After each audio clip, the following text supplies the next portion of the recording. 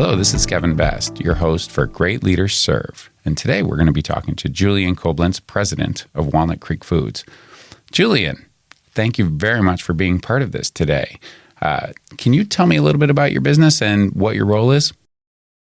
Sure, yeah. So I work at Walnut Creek Foods. We are primarily a food distributor. We do some manufacturing and some retail also.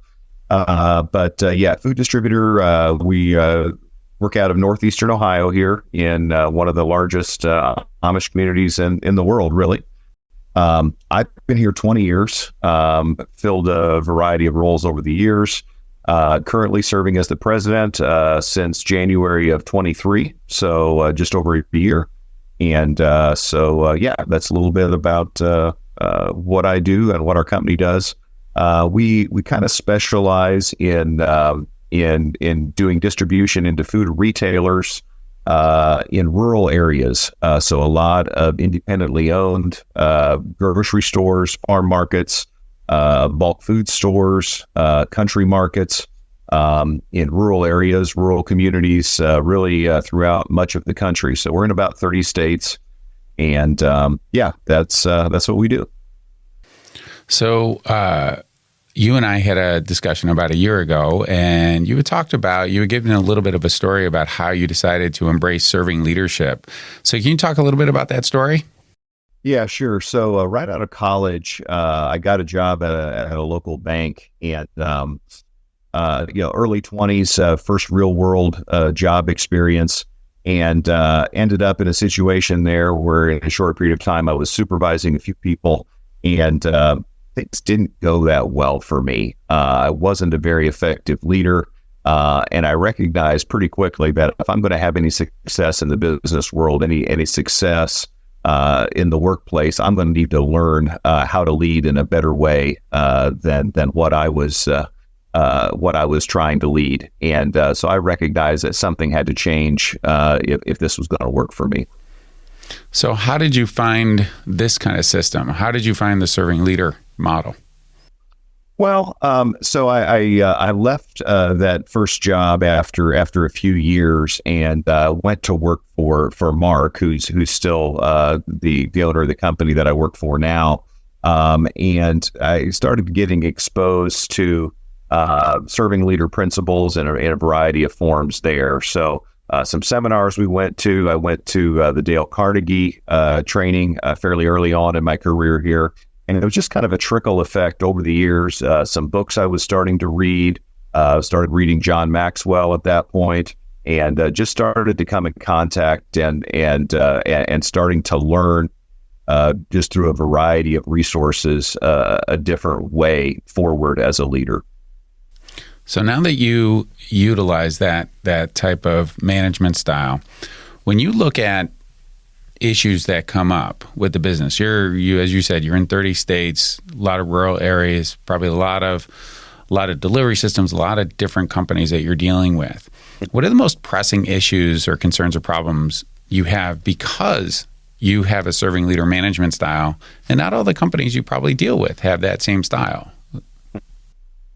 Yeah, that's a good question. I think for me, and it's probably this way for most leaders, regardless of what their style is, but I think it's especially true of the serving leader style. The challenge is always getting the values of the organization, getting the mission of the organization, getting the vision of the organization out to the fingertips of the organization.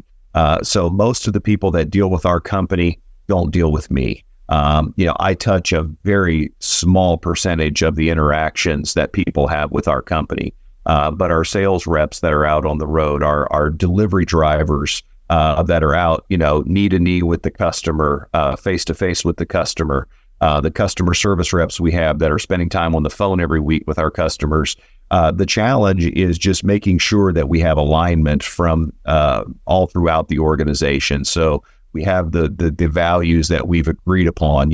Are we consistent from company president through transportation management through delivery driver? Are we consistent through the sales and marketing VP and the sales rep to the customer? I think those are just the challenges. And I think the more alignment that we've been able to build the more effective that we will be as a company. And we benefited from a lot of alignment, and that's something we pay a lot of attention to trying to keep in place. So when you think about, and you talked about going all the way to the fingertips, the people who directly interact with the customer, how do you maintain a training regimen for them? They often come to you, they get hired by you, and they're introduced to a new style of management that they probably don't recognize from any previous jobs that they had. So how do you make sure that they are feeling comfortable with how they learn the servant leader management style? Sure. Yeah, I think it really starts, first of all, with bringing people into the organization that are going to meet the criteria of being able to lead or serve the company in the way that we want to serve our customers and the world. So that really starts with, I think, Lencioni, I think, was the one where I first read this, but the idea of humble, hungry, and smart. Those three attributes for people in the organization. And I think, if you look at those three, humble, hungry, smart, I think that the one that really trumps the other two in terms of all positions within an organization is you need that humility in order to be effective in our organization. And I think that if people, as we bring people into the organization, if they're hungry, they're ambitious, they want to learn more, if they're smart enough where they can observe what happens around them, they can take cues from what they see, and then really the humility to recognize that I want to be part of something that's bigger than me. This organization is not about me, but this organization is about something much bigger. And I think that's a real part of how we're able to focus on our vision, our mission, our values as an organization in trainings and things like that. But it also really starts with, you have to bring people into your organization that are going to have an interest in absorbing those concepts and transitioning the way they think, if there needs to be a transitioning the way they think in order to fit into the model that we have here.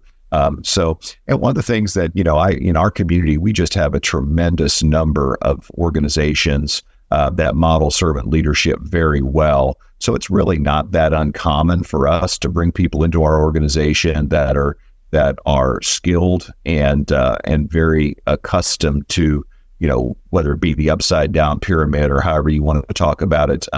We have a good base of people in our community that think of life and business through this lens already. So we're able to bring in lots of people and not have to change too much of the mindset. They're ready to go with being ready to serve. That's wonderful.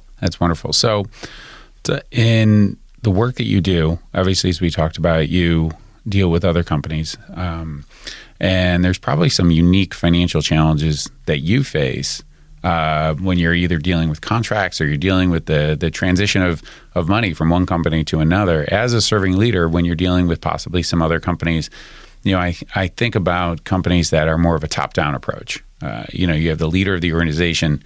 They talk to people about how they're going to run the business, and they know how to do everything the best way. And it's that top-down approach. You do not come with that. You actually reference that. You have the reverse pyramid. And do you run into unique financial challenges when you are dealing with these other companies? Well, that's an interesting observation. I think one of the things that I would say,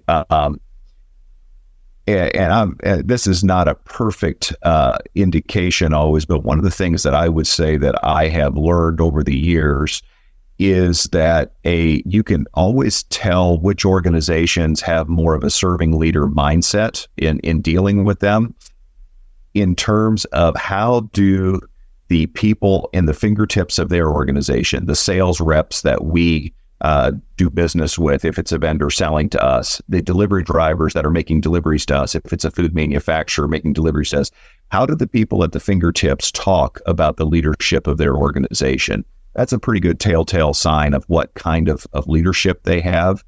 And one of the things that we have found is that if the people that are dealing with us from the organization do not think highly of their leaders and are open about saying, the faults and the shortcomings of their company and of their leadership, it's usually a reflection that the leadership style is very top down, because the people at the fingertips are not engaged in any decision making. They're not vested in the vision of the company. And one of the things that we find is that with the model that we're aspiring to use here, is if you have a serving leader mindset, the people throughout the organization feel vested in the vision of the country, in the company.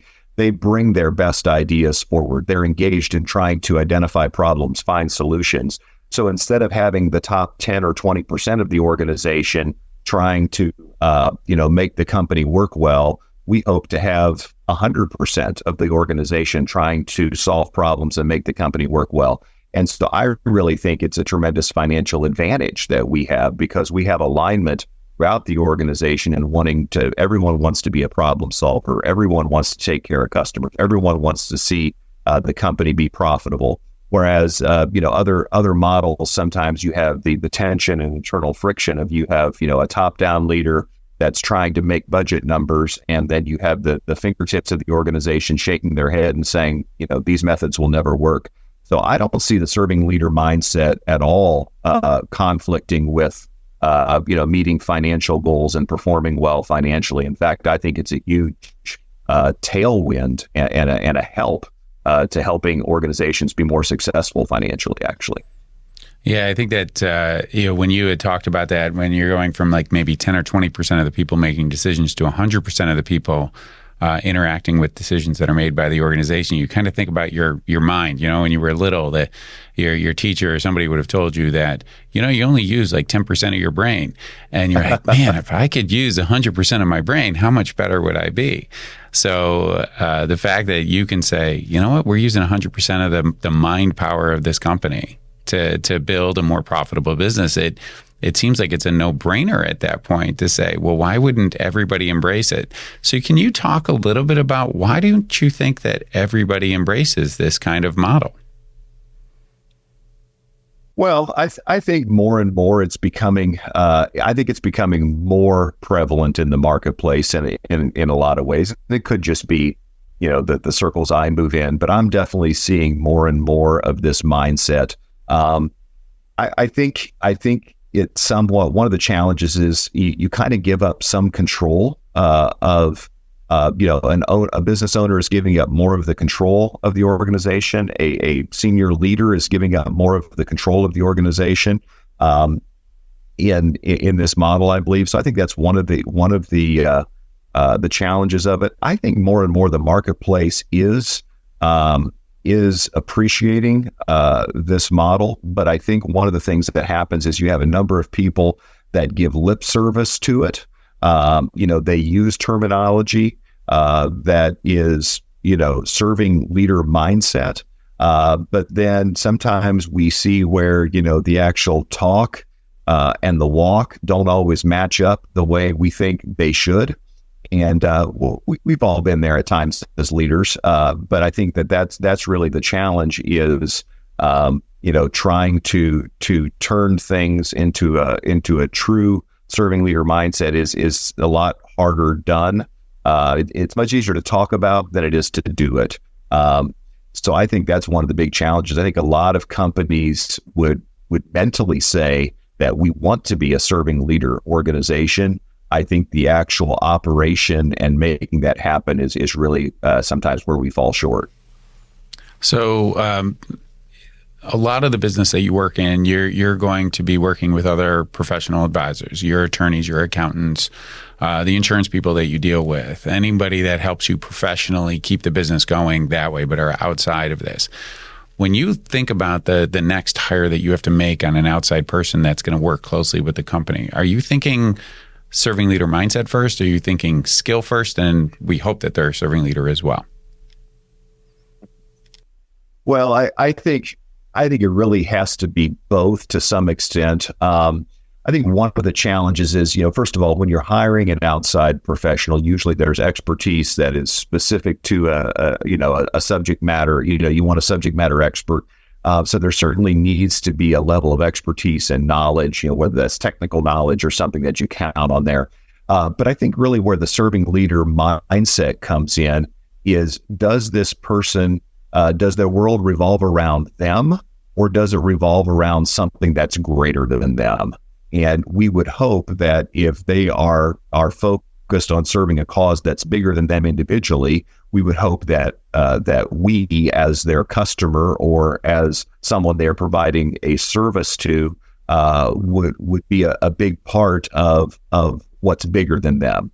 And so I think if you look at it and say, a mindset of humility is just so important there, in terms of, there are many service providers that are very knowledgeable, but they may not all have the mindset of service, in terms of they may be more interested in telling you about everything they know, rather than being more interested in your situation and how they can take what they know to make your life better in your organization. So I think it really has to be a combination. I hate to, cop out and say, that one is no more important than the other, but I think it really has to be a combination of both.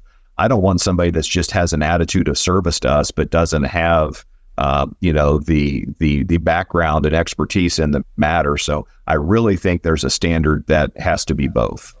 Yeah. And now, so you also, I assume that you don't leave the serving leader management style at work. You probably come home with it, and it's within your community. Yeah. So talk a little bit about the people you work with that deal with your family specifically. There's attorneys, accountants, and others that you deal with that deal with your family. Is it the same kind of idea, same answer that you would say? Is that's what you're looking for, or is it a little bit more slanted towards one way or the other? I would say, on a personal level, I would say at that point it would become a little more heavily slanted towards towards attitude and mindset and style of service, and the idea of servant leadership would become more important, I would say, on a personal level. And also, I think the other thing too that I would look at is, I think it's more important, for me as a leader in this business. It's especially important for the people that are in our business, would be much more important than the people that we would work with, outside the business. But yeah, in terms of, my wife and I have been married for, over 20 years. We have 3 kids, 2 teenagers. One of the things that it really comes into play is, how we lead, how we train, how we develop our children is a big part of, the most important leadership that I'm ever going to do in my life. And, I want them to be around, sports coaches. I want them to be around teachers. I want them to be around youth pastors, that are modeling for them a style of leadership that I want them to develop. And once again, we've been very fortunate that we have a number of individuals that are interacting with our children from outside our family, that are great role models for them. But it's certainly something that I look for in the people that I allow to influence, our family and especially our children. Oh, fantastic. So, when you're going out there, you said you live in a community that seems to be blessed with a lot of serving leaders and a lot of people like that. So let's go outside of the community. So you travel to different parts of the United States, I'm sure, for work. How do you find serving leaders in the different areas that you're working in? Well, that's a good question. I mean, we have, for example, we run, a number of trucks all across the United States. So we're hiring drivers across the United States. And, that's one of the areas that, these drivers have a lot of contact with our customer base. So one of the things, just a specific thing that we do is, if we're going to an area to hire a truck driver, the first people that we always contact in that area about giving us leads on who we might be able to hire to make deliveries in that area is we go to our customer base and we say, hey, do you know of anyone that you think would be a good candidate to drive truck for us and deliver to your place of business?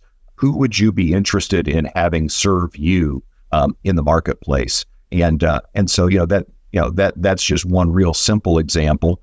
Same thing when we hire, account reps or salespeople to represent us in the marketplace. We've got, a dozen or more salespeople spread out, in different states. Same thing there. We're always starting with, going to our customers in that marketplace that we serve, that we value relationships with, that we feel that we're aligned with, what our vision is as a company.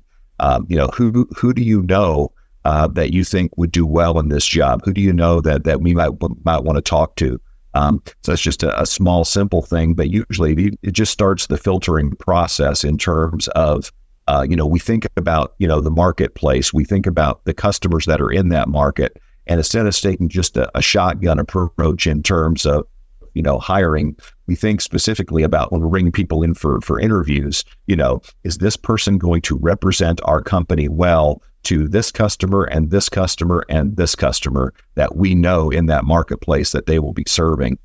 So that's a big part of the process, is just being very intentional in your vision for how that person is going to fit into the relationship between our organization and the organizations that we serve. So I got one more question for you. And now that you are president since January of last year, there's going to be, and there probably already is, a lot more people coming to talk to you to find out how they can become the leaders in their organizations and how do they get trained in doing those, becoming better serving leaders in there. So how do you help others? How do you help them get to the part where they want to get to? How do you help them benefit from the serving leadership that you've gained over the last 20 years? Sure. Well, I don't spend a lot of time, mentoring people outside of the organization. I have, 10 direct reports here, most of them quite a bit younger than I am. And so I spend most of my mentoring bandwidth on the direct reports that I have in the organization, as well as the rest of the organization here that does not directly report to me. So, I don't feel it does well for me to go out and serve people that are not in my company unless my company is served first. So I certainly put the priorities there, first of all. Second of all, I do have people, that I have conversations with. I love meeting people, especially younger people that are really, that meet that humble, hungry, and smart, that are just looking for some guidance and direction, in life and business particularly. Love meeting them for coffee. And a couple of things that I've done is, I have, some books and things that, I feel have been effective and helpful for me and in my style. Try to recommend some of those. I try to get them into, classes, learning opportunities. One of the turning points for me was back in, it was 2011, 2012. So it's been, a dozen years ago already. I was in John Stahl-wert's serving leader cohort. And I've probably sent, a couple dozen people from our community. I've recommended that class to them, and they've gone and taken advantage of that learning opportunity. And that really helped to shape a lot of my growth as a serving leader. And I know it's shaped a lot of other people. So just try to give them, a few resources, along the way is probably the best thing that I can do right now for those people. And then I pour a lot of my mentoring and a lot of the time that I have into the people in our organization. And it's exciting because, we've got tremendous people here in this organization, and just really enjoy working with them. And that's where I get the most enjoyment, in my work relationships. Well, I really appreciate you talking to us today, Julian. So for the Center for Serving Leadership, I want to thank you for being part of this. And you gave me a new phrase, humble, hungry, and smart. I like that phrase. Love it. Going to use it. And for everybody else, please like and subscribe to the podcast, Great Leaders Serve. Thank you very much, Julian. Thank you. Have a great day.